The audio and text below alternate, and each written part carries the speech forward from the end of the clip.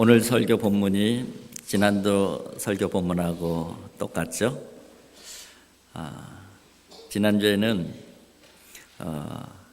하늘이 열리는 하늘 문을 중심으로 해서 말씀을 드렸습니다.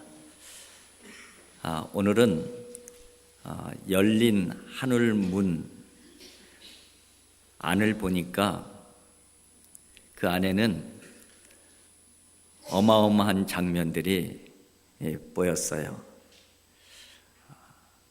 보좌가 보였고 보좌에 앉으신 하나님이 보였고 또 그 주변에는 하나님을 수종드는 천사 그룹들이 있었고 그리고 신구약의 대표자라고 할 수 있는 모든 믿음의 사람들의 대표적인 성격을 가지고 있는 24 장로들이 그 주변에 있었습니다.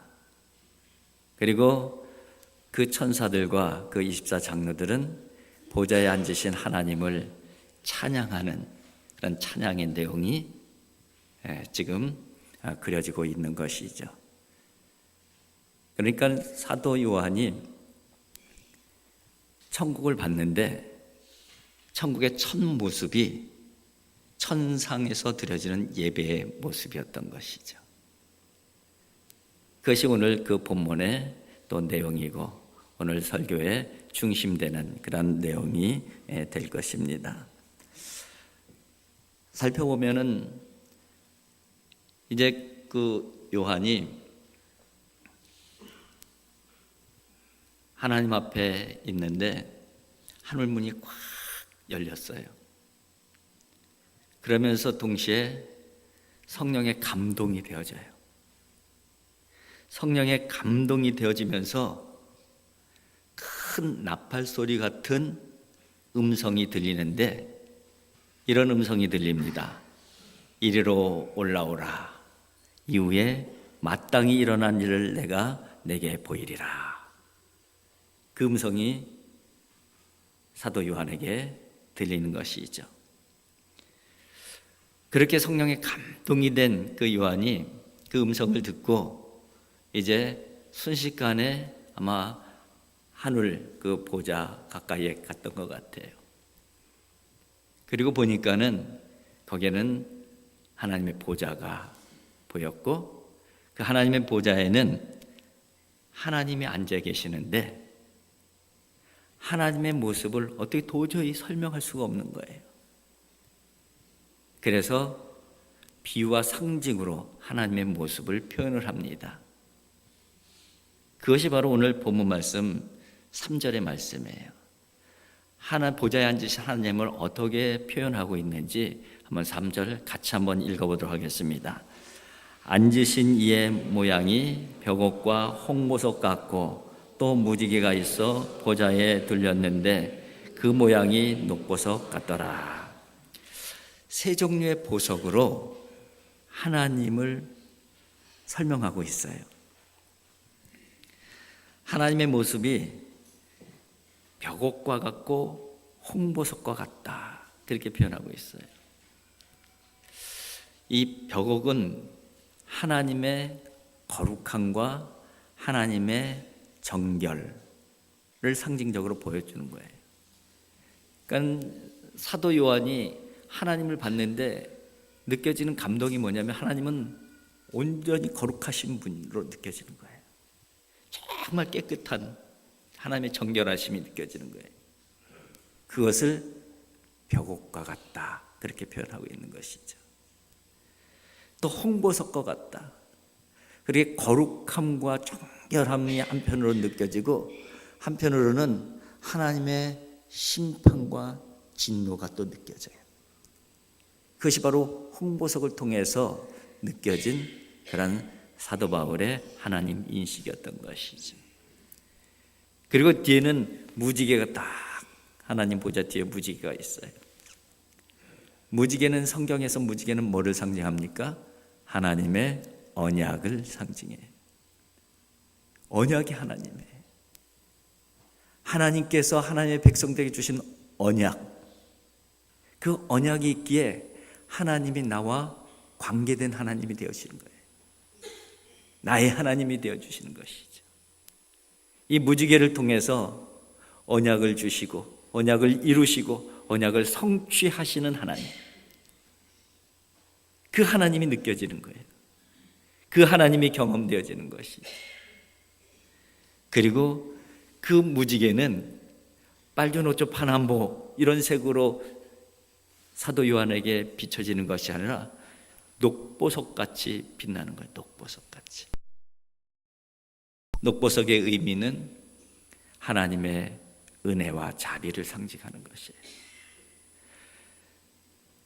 사도 요한이 보좌에 앉으신 하나님을 봤는데 이렇게 세 가지 보석과 무지개를 통해서 설명할 수밖에 없었어요. 도저히 다른 방법으로는 설명할 수가 없었어요.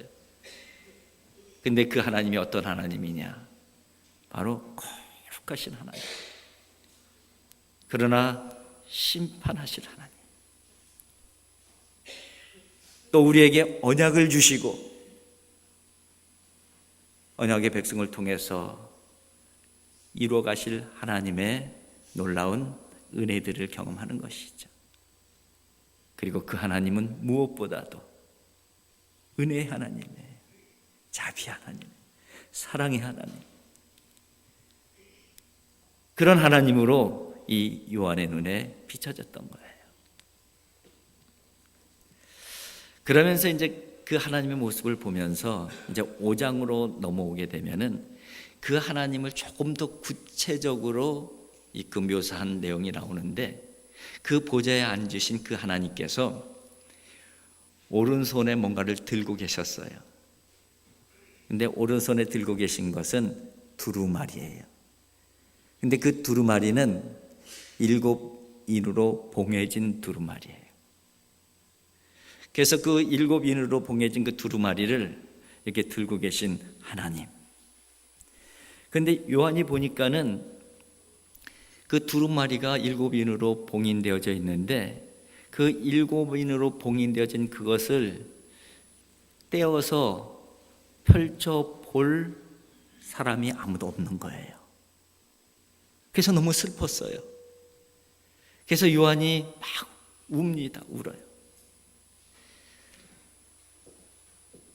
그 부분이 바로 이제 5장 4절에서는 이렇게 표현되고 있어요. 그 두루마리를 펴거나 보거나 하기에 합당한 자가 보이지 아니하기로 내가 크게 울었더니. 그 울고 있는데 그 장로 중에서 한 사람이 다가와서 위로를 줍니다. 울지 말라. 네 눈에는 7 봉인한 그것을 풀 사람이 안 보였지만은 사실은 그분이 계시다. 그 사실을 알려주는 거예요. 그래서 다시 보좌를 이렇게 살펴봤더니 24장로가 있고 또 4명의 천사가 있는데 그 사이에 뭔가 보이는 거예요. 근데 뭐가 보이냐면은 어린 양이 보이는 거예요. 어린 양. 근데 그 어린 양이 보이는데 사도 요한이 느끼기에 어떤 어린 양이었냐면은 일찍이 죽임을 당한 어린 양이에요. 지금 누구를 보고 계시는 거예요? 예수 그리스도를 보고 계시는 것이죠. 한번 이 내용을 한번 다시 한번 정리하면 그렇습니다. 사도 요한이 성령으로 감동이 되어집니다. 그리고 감동된 그 상태에서 하늘 보좌를 이렇게 보니까 이 보석으로 표현되어 있는 하나님이 보여지는 거예요. 성부 하나님이시죠. 그리고 그 하나님의 손에 임봉된 두루마리가 들렸는데 그 두루마리를 펼 자가 없어갖고 슬퍼하고 있는데 그 옆에 누가 보는 거예요? 그 임봉을 풀 뿐인 바로 어린 양이 보이는 거예요. 성자 예수 그리스도. 삼위일체 하나님을 한 자리에서 사도 요한에게 하나님께서 보여주고 계신 거예요. 하늘문을 여시고 하늘을 소개시켜 주시는데 천국을 소개시켜 주는데 처음으로 하나님께서 사도 요한에게 소개시켜 준 것이 바로 하나님의 모습이에요. 하나님의 모습. 삼위일체 되신 하나님의 모습을 보여주시는 것이죠. 왜 하나님께서는 하늘 문을 여시고 처음으로 그 광경을 보여주셨을까?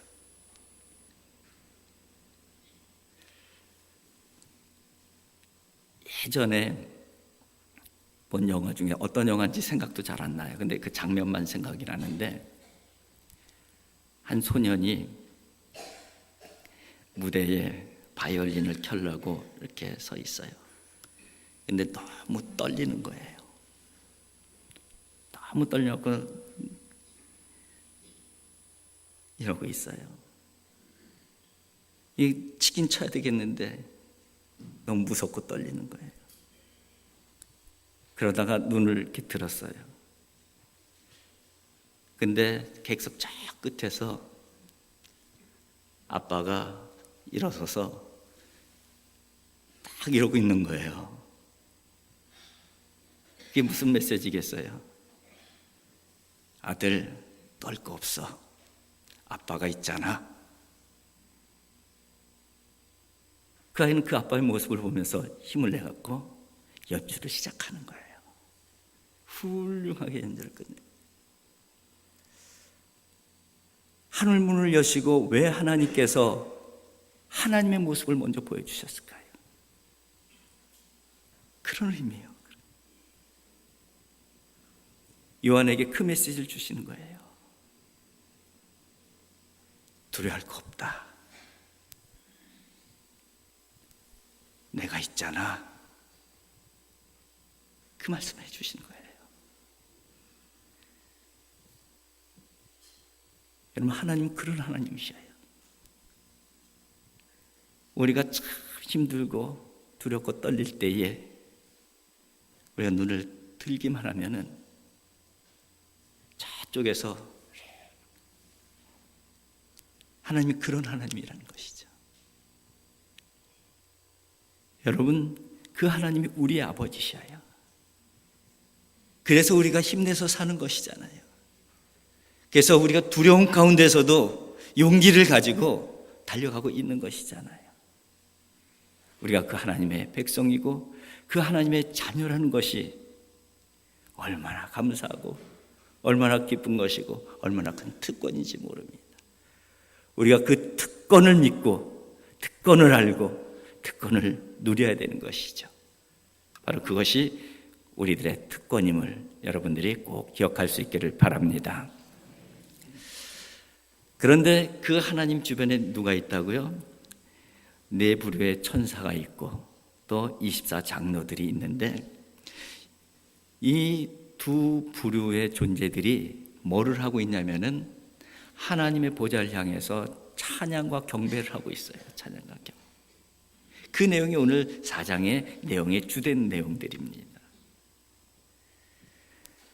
그런데 먼저 이 그 네 생물이라고 표현되어 있는데, 이 네 생물, 하나님을 찬양하고 있는, 거룩하다 거룩하다 거룩하다 하나님을 찬양하고 있는 이 네 생물의 모습을 보니까 네 가지 모습이에요. 사자의 모습, 그리고 송아지의 모습, 사람의 얼굴을 가지고 있고 독수리의 모습을 가지고 있어요. 그런데 이 네 명의 천사들은 하나님의 가장 가까이 있는 천사들로 하나님을 수종하는 천사들이에요. 하나님께서 시키시면 시키는 일들을 하는 천사들이죠.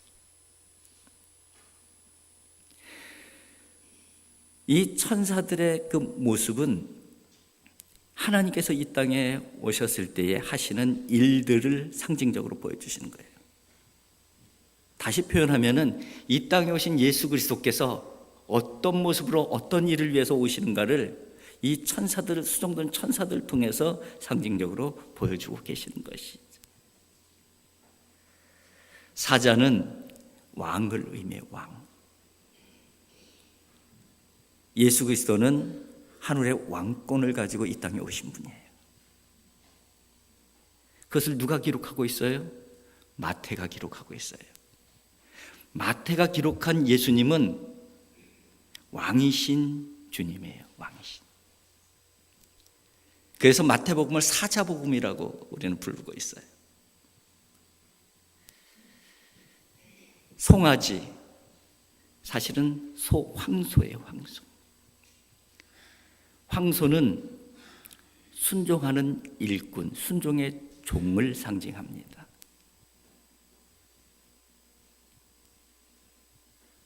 예수님께서 이 땅에 섬김의 종으로 오셨잖아요.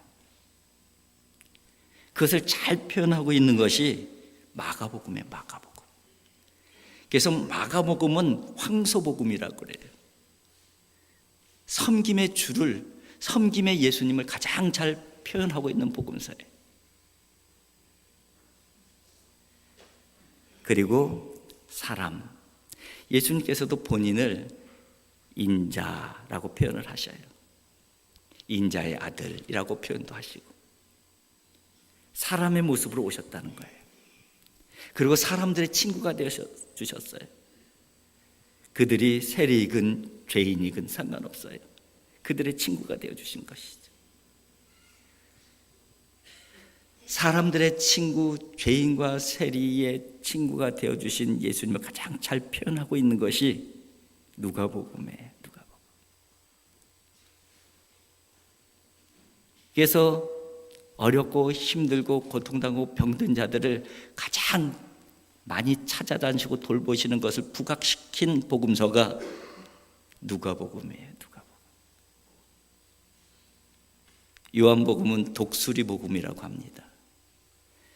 독수리가 날개치며 치솟아 올라가는 것처럼 깊은 영성을 담고 있고 또 깊은 진리를 담고 있기 때문에 독수리 복음이라고 그래요.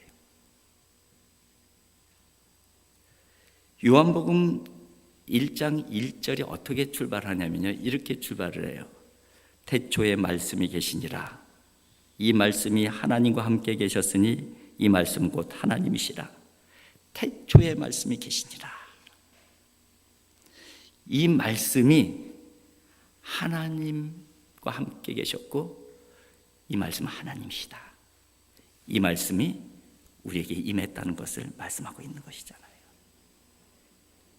말씀으로 이 땅에 오신 예수 그리스도, 그분은 태초부터 영원을 꿰뚫고 계시는 하나님을 의미하는 거예요. 그래서 독수리 복음이에요. 독수리 복음.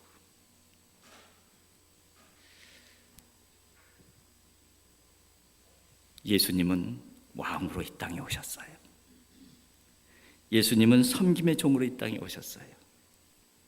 예수님은 사람의 모습으로 오셔서 사람의 친구가 되어주셨어요. 예수님은 우리에게 태초부터 영혼을 관통하는 진리의 말씀으로 우리에게 오신 것이죠. 이것을 하나님을 수종드는 천사들의 모습을 통해서 우리들에게 보여주고 계시는 거예요. 사도 요한에게 보여주고 계시는 것이죠. 그런데 또 한 부류가 있었잖아요. 24장로들이죠. 24장로들은 신구약의 대표자다, 그렇게 표현했잖아요. 그 얘기는 모든 믿는 자의 대표성을 상징하고 있는 것이에요. 그런데 그 24장로들을 위해서는 하나님께서 하나님의 보좌 주변에 그들을 위한 보좌를 예비해 주셨어요. 그리고 그 보좌에 24장로들이 앉아 있는 것이죠. 믿음으로 승리한 자들을 위해서 준비하신 보좌가 있다는 것을 보여주고 계시는 것이죠. 그런데 그 보좌에 앉아 있는 그 24장로들이 그냥 면류관 쓰고 그냥 앉아 있는 것이 아니라 하나님을 향해서 찬송을 하고 있는 거예요. 찬송. 그런데 그 찬송하는 모습을 보니까는 그냥 찬송하는 것이 아니라 특이한 행동을 하면서 찬양과 경배를 드리는 거예요. 자기가 쓰고 있던 금면류관을 벗어서 하나님 앞에 드리면서 찬송을 하는 거예요. 찬송. 오늘 그것을 표현하고 있는 것이 4장 10절 이하의 말씀입니다. 10절을 제가 한번 읽어드릴게요. 24 장로들이 보좌에 앉으신 이 앞에 엎드려 세세토록 살아계시는 이에게 경배하고 자기의 관을 보좌 앞에 드리며 이르되, 그러면서 찬양과 경배를 드리는 내용으로 쭉 이어지고 있습니다. 여러분, 이것이 무엇을 의미하는 것일까요? 두 가지를 우리가 이 말씀 가운데 두 가지를 꼭 기억해야 돼요.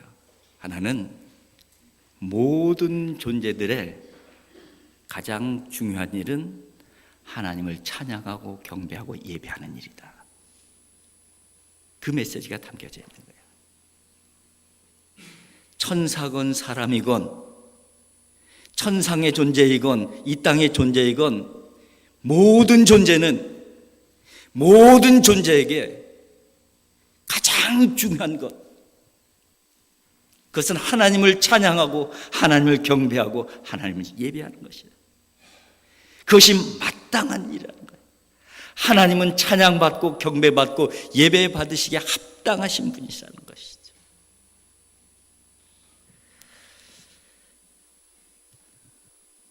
예배는 또 한 가지는 드리는 것이라는 거예요.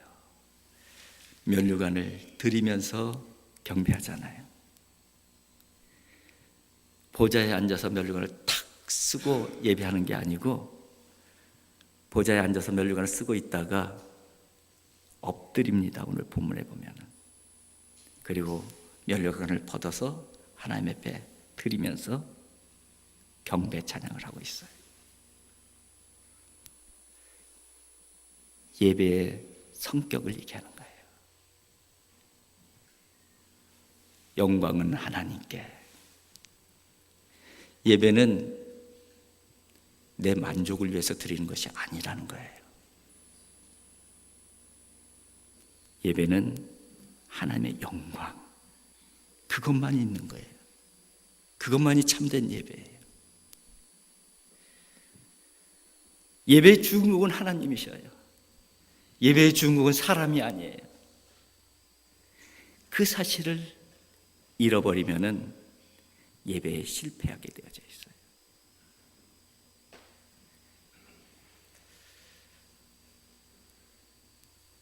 예배를 실패하게 되면은 모든 것을 실패해요. 에이든 토저라고 하는 분이 계신데 서점에 베스트셀러 많이 나와 있잖아요. 이분 책이. 그분이 이런 얘기를 해요. 그리스도인들의 모든 실패는 예배의 영광을 경험하지 못한 데서 기인한다. 그리스도인들의 모든 실패는 예배의 영광을 경험하지 못한 데서 기인한다.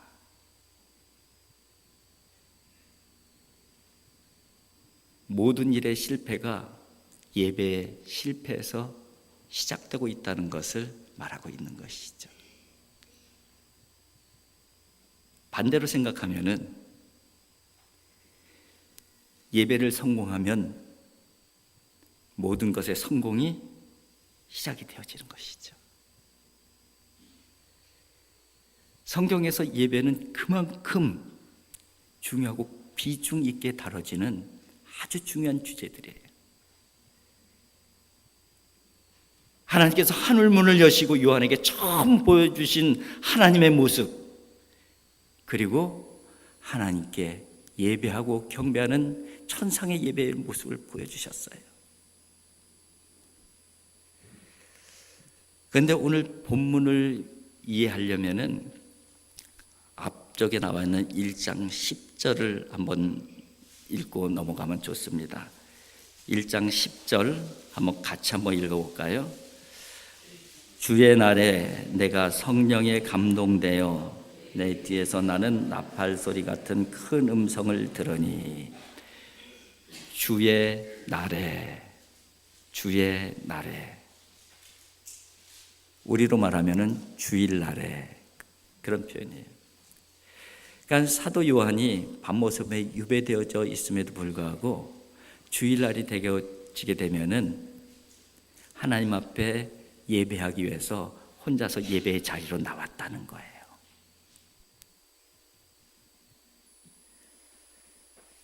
예배에 대한 갈망이 있었던 것이죠. 혼자 예배 생활을 하고 있지만은 예배의 자리로 나오는 거예요. 우리처럼 이렇게 좋은 자리는 아니죠. 밤모섬에 가면은 요한이 예배드렸던 자리가 아직도 남아 있잖아요. 그때 하나님의 성령이 감동해 주시고 하나님의 음성이 들려지게 되는 것이고 하늘문이 열리고 사도 요한에게 하늘의 보좌가 보여지고 천상의 예배가 드려지는 그 황홀함을 경험하는 것이죠. 이것이 언제 이루어진 것이냐? 주일날에 홀로 급한 심령을 가지고 주님 앞에 예배하는 그 요한에게 하나님께서 경험시켜 주신 천상의 경험이라는 거예요. 요한의 개인의 입장에서만 보게 되면은 예배 중에 하나님의 나라가 자기에 임한 것을 경험한 거예요.